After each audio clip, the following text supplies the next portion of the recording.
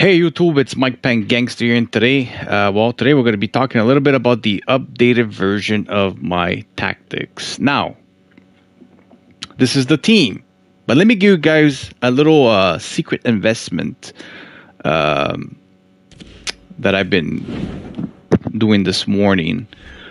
There's a little glitch in the system. So, as you can see, there's an 84 Grifo here. And I sold them for $28,750. Why is that? I've been sniping the 88 version of him because I believe that most likely today there's going to be, as you see, I've been sniping 88s and stuff like that, right? I believe today there's a good chance we're going to get the SBC icon again, the prime icon. If we don't get it, we're going to get it sometimes this week. So those prices should go up, right?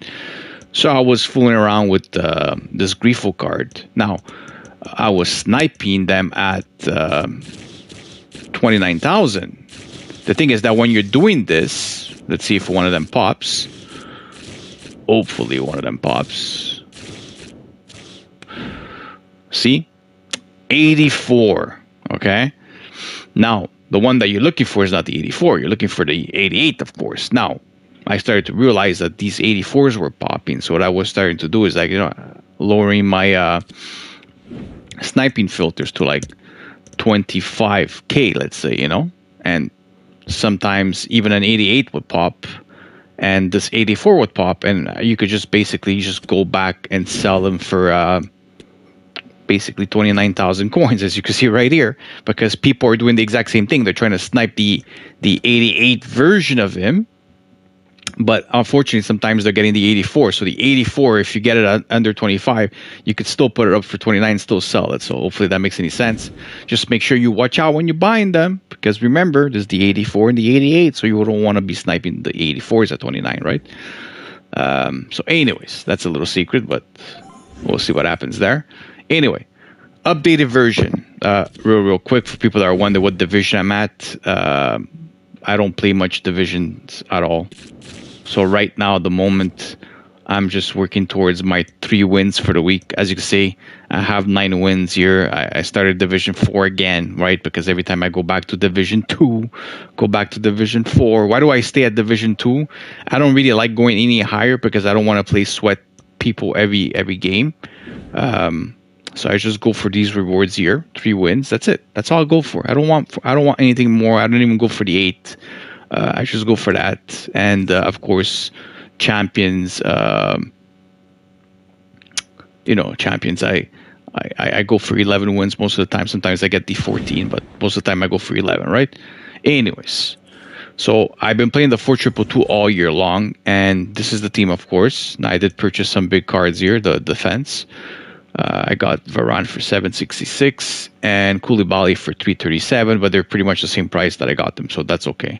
Anyways, custom tactics. What has changed? Well, 4-2-2 is still the exact same. The only difference now in defensive style, I am putting pressure on every touch. I am not putting press after possession loss anymore because I feel like my team is just getting countered too easily, so I'd rather have them on pressure on every touch. The reason why I don't like balance is because my players don't move at all. So if you're having like every gameplay or stuff like that, I think pressure on every touch is the way to go. It just works better. Your players seem to like react, right? Again, the width depth will stay the same. I really believe that having a narrow formation, you have to be under 31, because that's when the thing changes over here, 31. And the same thing with the depth. If you want to have the offensive trap, you have to be over 70 for it to change. You see, 71. Now, built-up play. I was putting this on balance. I decided to go back to fast built-up. The reason is because when I do get the ball, I want my players as quickly as possible to go for it, because I play kind of a slow game, but if I have an opportunity for a counter, I'll go for it, right? Doesn't mean because I have fast built up that I'm going to play quickly. It just means that if I get that opportunity to counter my opponent, I have fast built up, my players move quickly. Again, I play slowly, but just in case I get a counter opportunity, I want fast built up. Now, direct passing, 4 runs, they're both very, very good. I like direct passing based on the style I'm playing where I'm doing the cutbacks. So I'm using my wings a lot. I'm using my Alfonso Davis, my Maui. I'm using my wings a lot. Of course, as you can see, I ended up getting Manny. I have Mbappe, of course. So I use the wing play a lot. I like to use my left and right cam or my fullbacks and to join the attack with the D-pad to make sure that I basically use the wings and cut inside. I feel that's the most overpowered way for a person to score goals in this game. The width, as you can see, I keep it high. Again, 71. The reason is because if you want the message to change and you want your team to be more wide, you need 71. So I have it on 71.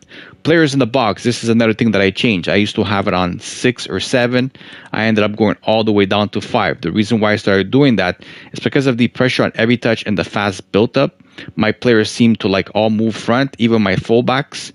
So by basically putting it on 5, I commit less players once I'm up front, if that makes any sense. So I have a little bit more players staying a little bit more back when I do get countered, because this game here is kind of like favoring the people that counter the game. That's just the way it is. Corners, I like to play on 2. Free kicks, I always keep it on 1. Well, I mean, you could put it on 2 also. It doesn't really make a difference. This is the way the team lines up. Of course, I use Mbappe and Manny as my wingers, and of course Benzema and Keane as my strikers. So when it comes to like instructions, I didn't change nothing. I kept everything exact the same. So I have both my strikers on stay central, getting behind, stay forward. I got my cams on come back on defense and get into the box. I mean, you could put them on balance. I just like the fact having them on come back on defense. It just gives you that defensive support that you need. Again, my left backs and right back they're both on stay back while attacking. If I need them to join the attack, I do it with the D-pad. I join the attack on D-pad because if ever I need to go defensively a little bit more, I just basically turn that off and I have them back on stay back while attacking. That's the only reason why they're on stay back while attacking. Of course, when it comes to my my CDMs, this is where, of course, I would like to my player to change a little bit. I would like to have someone more defensive than Pilo, of course. You know what I mean? But for the moment, that's what I have. So I'm using Pilo as my CDM defensive mid. As you can see, stay back while attacking, cover in center, and my Zidane more as my forward CDM, my offensive one. So he's only on cover center. That's it. Now there's people that put their goalies on come for crosses and sweeper keeper. I've been playing around with it a little bit, but to be honest with you, I don't notice much with those two instructions on the goaltender. I think what changes the goaltender's attitude. Why does it even make sense? Is the traits. For example, maybe this is why Lloris doesn't come up, because as you can see, he says cautious with crosses. Now, I'm not exactly sure what that means. Is that it kind of like prevents him from coming out or something? I'm not sure, because there's come for crosses and there's cautious with crosses. So I'm not sure what this means. I don't know. Maybe the traits of goaltenders could be different. I know, for example, like there's goalies like I think it's Courtois. Do I have a Courtois? I don't have Courtois, but just for the sake of the video, let's just go here. I think Courtois as come for crosses, right? Yeah, see? So Courtois has come for cross. So if you would be using like Courtois and you would have come for crosses in your instruction, I think he would do it more often. But because Lloris as cautious for crosses, it seems like he doesn't come out for crosses. I could be wrong. Let me know in the comments if you guys know exactly what that means, because for me it seems like he's kind of like overriding those instructions, because I've been playing with Lloris quite a while and it seems like he just doesn't do it. I'm kind of wondering if Mike Magnan has it. Does he have it? He has come for crosses. Because I think Mike Magnan used to do it when I used to play with him. Yeah, so he has. Who else has it? I'm not exactly sure who else has it. Neuer has come for crosses. So wait. Come for crosses. So is it me or like the only goalie that doesn't have it? Oh, okay, Navas doesn't have it. De Gea doesn't have it, but De Gea does have the save with feet. That's another thing, sweeper keeper. The that's another thing I noticed Lloris doesn't do. Like, I feel like if you're using De Gea, since he has the trait save with feet, he kind of like does the sweeper keeper instruction a little bit more, where I feel like Lloris doesn't do it. Lloris doesn't have it, you see.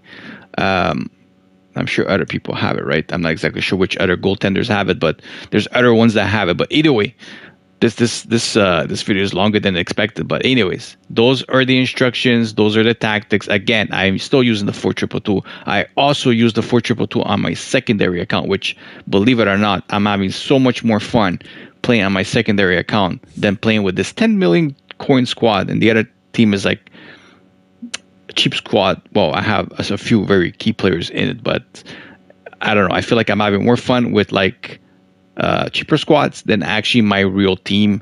I guess it's because I'm kind of like bored a little bit of the fact that I just keep getting the same results. So it's like, you know what I mean? But anyways, hopefully these instructions and this formation helps you out for people that are trying to get maybe better finishes and stuff like that. For me, 4-2-2 is the formation to play this year. I know there's a lot of other formations out there that are really, really good. This is the one I choose. It's the one that I feel suits my style of play. So hopefully, if you're one of these 4-2-2 players, try out these instructions and tactics, and let me know in the comments what you guys think.